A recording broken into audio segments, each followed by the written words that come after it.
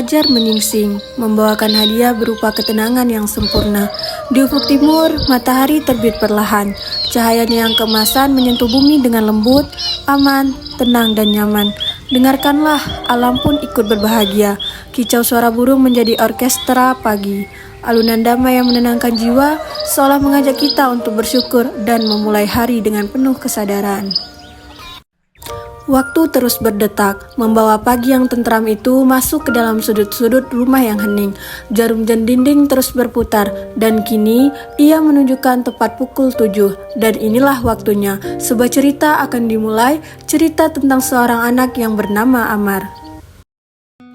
Bagi Amar, alarm pagi hari bukanlah kicauan burung atau dering jam, melainkan notifikasi dari layar sentuhnya. Alih-alih menyambut pagi, tangannya langsung meraih gawai, matanya langsung terpaku, dunia virtual sudah menunggu, dan siaran bola adalah prioritas utama. Inilah pagi Amar. Gak pernah dengan sepak bola tadi malam nih. Aku harus lihat. Real Madrid versus Real Betis. Amar sepenuhnya terpaku, dunianya kini hanya layar dan lapangan hijau. Di tengah keasikannya, suara bapak terdengar singkat memecah keheningan. Amar, sini Amar. Betul, yang dulu bapak. Sini. Namun, tanpa mengalihkan pandangan, Amar hanya menjawab singkat. Oke pak, sekedap.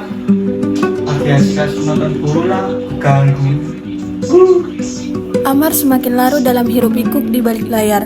Dunia di sekitar seolah berhenti, termasuk suara bapak.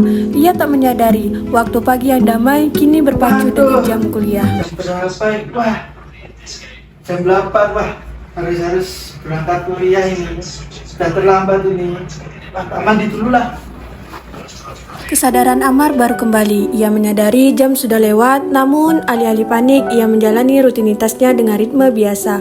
Tanpa tergesa-gesa, ia mandi, memilih pakaian, dan menyiapkan diri. Tak ada lari-lari, tak ada kepanikan. Dengan langkah yang tenang, ia mengambilkan sepatu, lalu memasangkan sepatunya dengan sangat santai. Ia memang terlambat, namun keterlambatan itu seolah menjadi bagian dari pagi yang harus ia hadapi. Setelah memilih pakaian dan mengikat tali sepatu dengan santai, ia berjalan keluar dan menghampiri kendaraannya. Dengan suara deru mesin yang memecah keheningan sisa pagi, Amar menghidupkan motornya.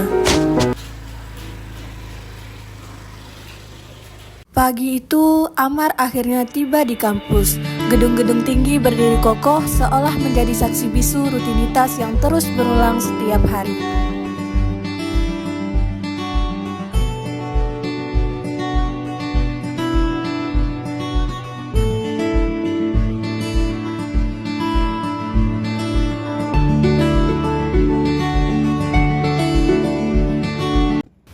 Dunia kampus sebenarnya penuh cerita, penuh tawa, penuh kejutan. Tapi, apa gunanya semua itu jika mata seseorang hanya melihat layar?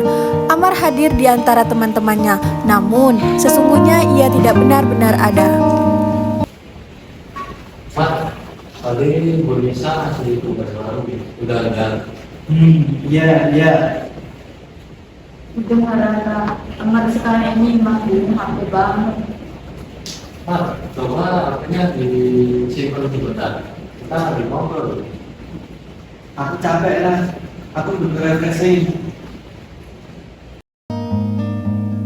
Temannya hanya bisa menghela napas. Tugas sudah disampaikan, sisanya adalah urusan Amar.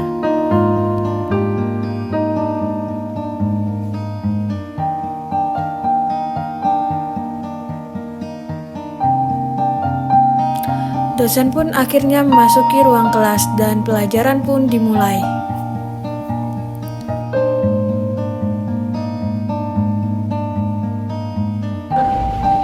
Assalamualaikum pagi teman-teman. Kali ini kita akan melanjutkan pembahasan kita tentang persamaan tafsir takwil dan terjemah. Pelajaran dimulai dengan suasana yang hikmat. Suara dosen memenuhi ruangan, sementara mahasiswa lain menyimak dengan serius. Namun, di tengah ketertiban itu, Amar tetap sibuk dengan ponselnya. Tanpa sadar, kebiasaan itu mengusik ketenangan kelas. Pandangan dosen mengarah padanya, tajam dan penuh peringatan.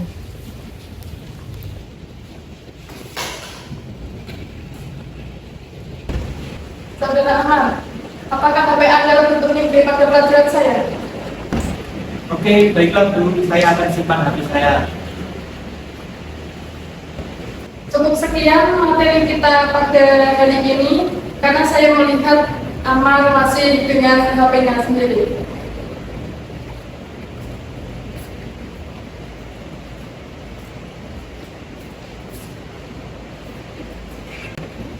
Ya, gara-gara kamu sih Mar. Kelasnya jadi selesai, dosennya keluar.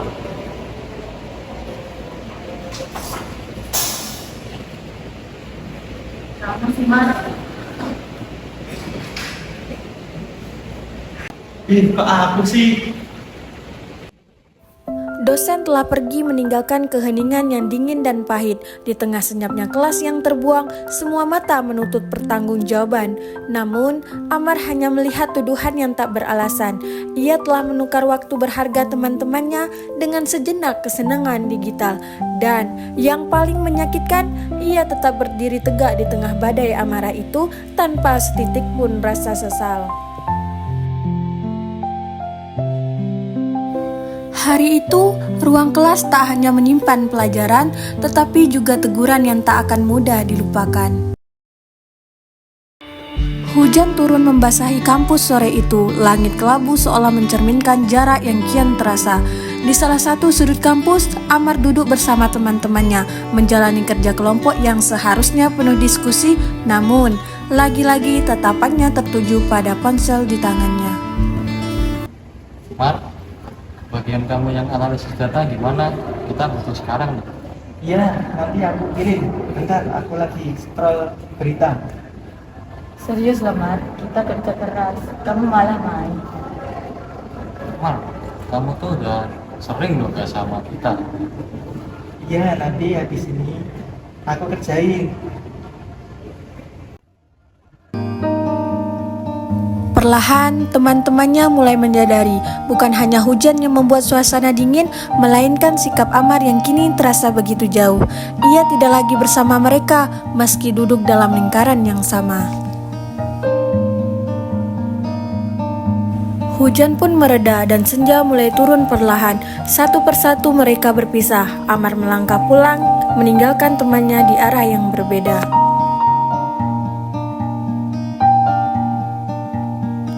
Langkahnya menyusuri lorong kampus yang mulai lengang. Di kejauhan terdengar suara dari sebuah acara. Sebuah ceramah tengah berlangsung, dihadiri beberapa mahasiswa yang masih bertahan di tengah hari yang panjang. Amar awalnya hanya berniat melewati jalan itu. Tak ada rencana untuk berhenti, tak ada niat untuk mendengarkan.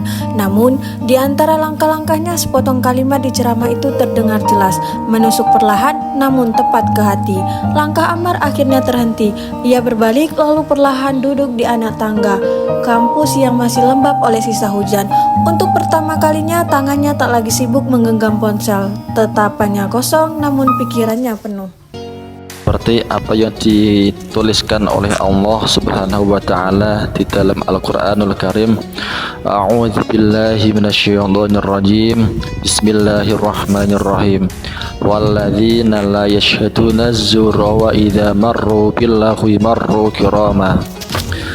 Yang artinya adalah dan orang-orang yang tidak memberikan kesaksian palsu, dan apabila mereka bertemu dengan orang yang mengerjakan perbuatan yang tidak berfaedah, mereka berlalu dengan menjaga kehormatan dirinya.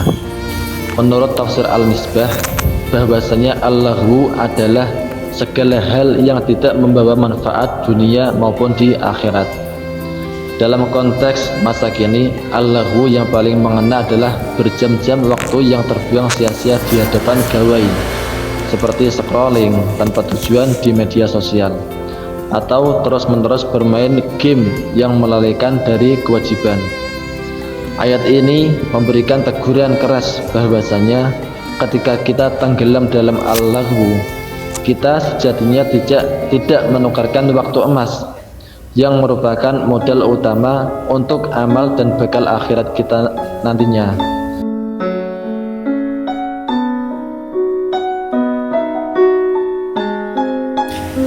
Ya Allah, itu aku tenggelam dalam hal yang tidak berguna.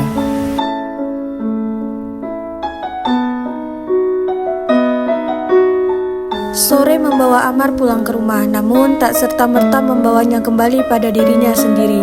Di ruang tamu, ia duduk terpaku, diam, kosong, seolah pikirannya masih tertinggal di tangga kampus sore itu.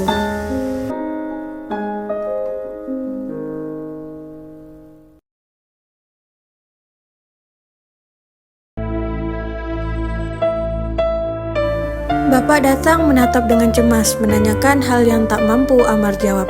Tanpa kata, Ammar bangkit dan melangkah masuk ke kamarnya, menutup pintu dan juga dirinya. Ruang tamu kembali sunyi, tinggal bapak yang termangu ditemani cahaya lampu yang remang.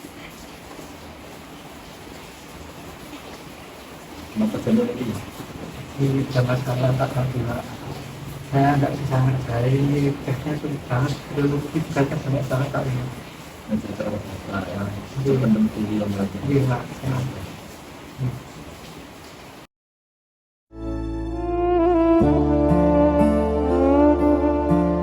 Di bawah remang yang temaram, penyesalan bukan lagi sekedar rasa, melainkan sebuah beban nyata yang mencekik. Ia menyadari harga sebuah kelalaian ternyata lebih mahal daripada kesenangan sesaat. Seiring bergantinya malam menuju pagi, lalu kembali pada siang hari, Ammar mulai berubah. Ponsel tak lagi menjadi dunianya, dan untuk pertama kalinya ia benar-benar hadir pada waktu, pada sekitar, dan pada dirinya sendiri.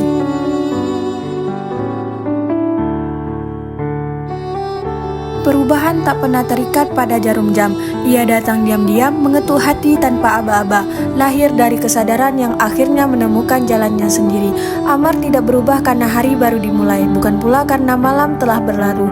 Ia berubah karena pada satu titik ia memilih untuk mendengar, bukan sekedar dengan telinga, tetapi dengan hati yang selama ini tertutup.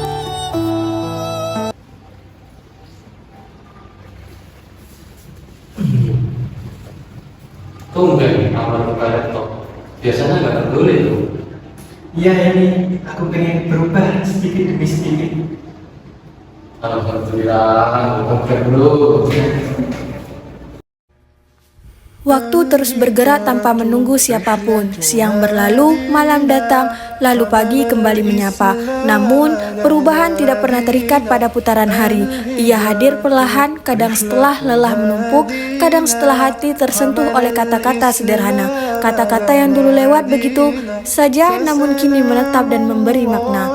Ammar tidak bangkit karena waktu memaksanya, melainkan karena ia akhirnya memilih untuk sadar bahwa hidup bukan sekedar berlalu dan kebersamaan bukan sesuatu yang bisa ditunda.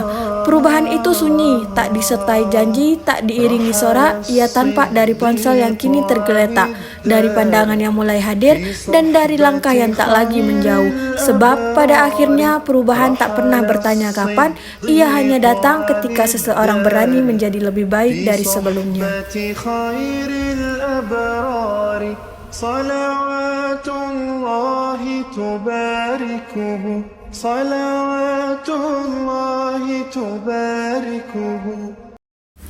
Dalam hidup ini kita sering merasa bahwa waktu kita hilang begitu saja. Padahal bukan waktu yang hilang, tetapi kita yang melepaskannya. Kita menyerahkannya pada hal-hal yang tak memberi manfaat, pada layar yang terus kita tatap tanpa jeda. Padahal Allah telah memperingatkan kita dalam surah Al-Furqan ayat 72 bahwa hamba-hamba Ar-Rahman adalah mereka yang mampu menjaga diri dari kesia-siaan. Bukan karena mereka tak pernah bertemu dengannya, tetapi karena mereka memilih untuk berlalu dengan terhormat. Menurut Quraish Shihab dalam tafsir Al-Misbah, ayat ini bukan sekedar larangan. Ini adalah undangan untuk menjadi manusia yang lebih bermartabat, yang mampu berkata pada diri sendiri, cukuplah aku lebih berharga dari hal-hal yang membuatku lalai. Dan hari ini Ammar telah memilih jalan itu. Sama seperti kita, ia pernah tersandung, pernah lalai, pernah tenggelam, tetapi ia bangkit karena Allah mengetuk pintu hatinya. Jika Ammar bisa berubah, kita pun bisa, karena cahaya Allah tidak pernah hilang, hanya tertutup oleh layar yang terlalu sering kita tatap. Maka, genggam kembali hidupmu, gunakan HP-mu, tetapi jangan biarkan ia menggenggammu. Berjalanlah di dunia digital, tetapi jangan biarkan dunia digital berjalan di atas hatimu. Dan jika kau bertemu kesia-siaan, berlalulah dengan terhormat, marra kiraman, sebagaimana pesan kasih dari Tuhan yang Maha Pengasih. Semoga kita semua menjadi bagian dari hamba Ar-Rahman, hamba yang menjaga pandangan, menjaga waktu, dan menjaga hatinya. Teknologi adalah alat, bukan tuan. Gunakan ia untuk kebaikan, namun jangan biarkan ia menguasai hidupmu. Jadilah hamba Ar-Rahman yang mampu melewati kesia-siaan dengan terhormat.